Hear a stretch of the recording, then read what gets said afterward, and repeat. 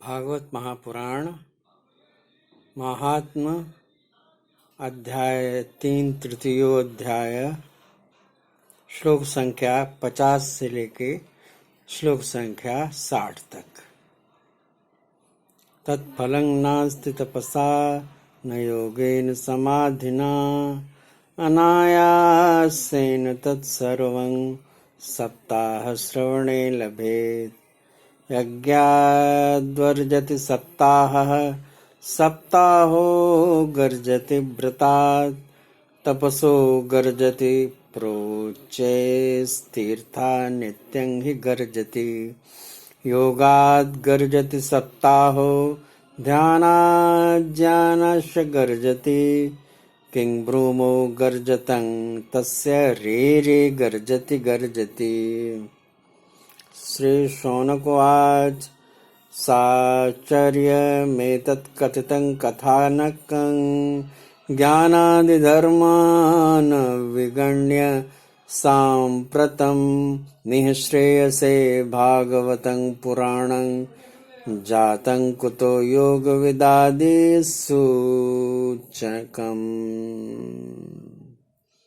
यदा सुत उवाच यदा कृष्णो धरां त्यक्त्वा स्वपदं गन्तुमुद्यतः एकादशं परिष्वत्याप्युद्धवो वाक्यमब्रवीत्। उवाच त्वं तु गास्यति गोविन्द भक्तकार्यविधाय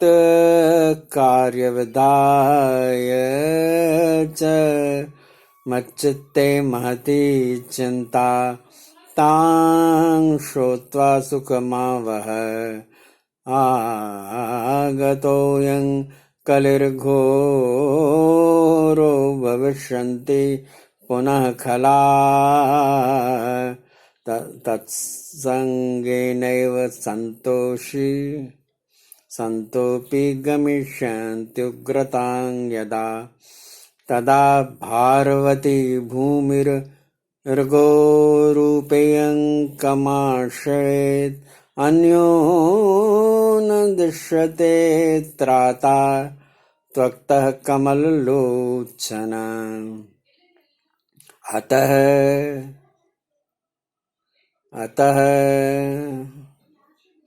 सत्सु दयां कृत्वा भक्तवत्सल मां व्रज।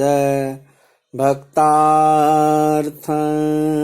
सगुणो जातो निराकारोऽपि चिन्मयः। त्वद्वियोगेन ते भक्त्याः कथं स्थास्यन्ति भूतले निर्गुणोपासने कष्टमतः किञ्चिद्विचारय। इत्युद्ववचः श्रुत्वा प्रभासे चिन्तयद्वरीः भक्तावलम्बनार्थाय किं विधेयं मयेति च। महात्म का जो तृतीय अध्याय है तो उसमें श्लोक संख्या 50 से श्लोक संख्या 60 तक का जो संक्षिप्त भावार्थ है वो इस प्रकार है। जो फल तप योग और समाधि से भी प्राप्त नहीं हो सकता वह सर्वांग रूप में सप्ताह श्रवण से सहज में ही मिल जाता है। सप्ताह श्रवण यज्ञ से बढ़कर है, तप व्रत से बढ़कर है, तप से कहीं बढ़कर है और तीर्थ सेवन से तो सदा ही बड़ा है।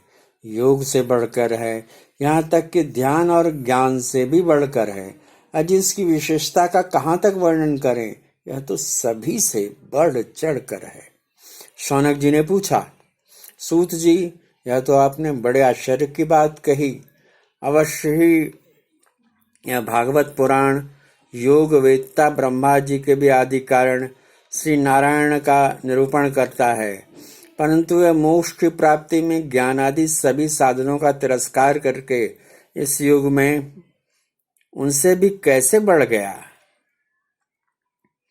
सूत जी ने कहा कि शौनक जी, जब भगवान श्री कृष्ण इस धराधाम को छोड़कर अपने नित्य धाम को जाने लगे तब उनके मुखारविंद से एकादश स्कंद का ज्ञानोपदेश सुनकर भी उद्धव जी ने पूछा।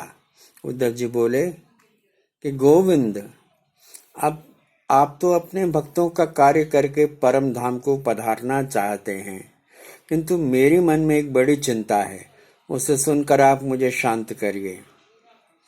अब घोर कलिकाल आया ही समझिए, इसलिए संसार में फिर अनेकों दुष्ट प्रकट हो जाएंगे। उनके संसर्ग से जब अनेकों सत्पुरुष भी उग्र प्रकृति के हो जाएंगे, तब उनके भार से दबकर यह गोरूपिणी पृथ्वी किसकी शरण में जाएगी। कमल नयन, मुझे तो आपको छोड़कर इसकी रक्षा करने वाला कोई दिखाई नहीं देता। दूसरा, इसलिए भक्त वत्सल, आप साधुओं पर कृपा करके यहाँ से मत जाइए।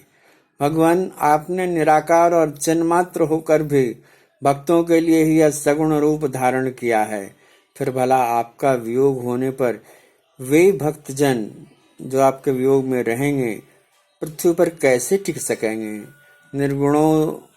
निर्गुणोपासना में तो बड़ा कष्ट है प्रभु, इसलिए कुछ और विचार करिए।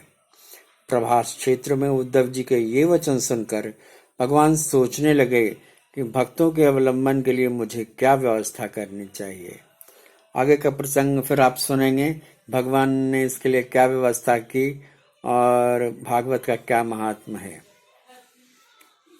भागवत अद्भुत ग्रंथ है, इसके सुनने से इहलोक में परलोक में दोनों में लाभ ही लाभ है।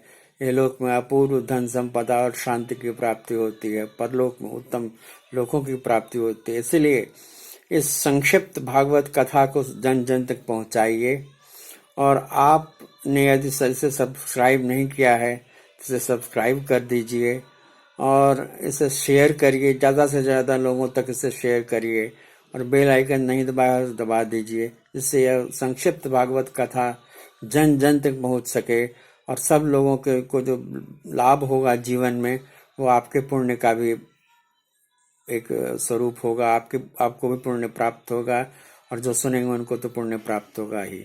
आइए संक्षिप्त भगवान नाम संकीर्तन कर लें। ओम नमो भगवते वासुदेवाय। ओम नमो भगवते वासुदेवाय। ओम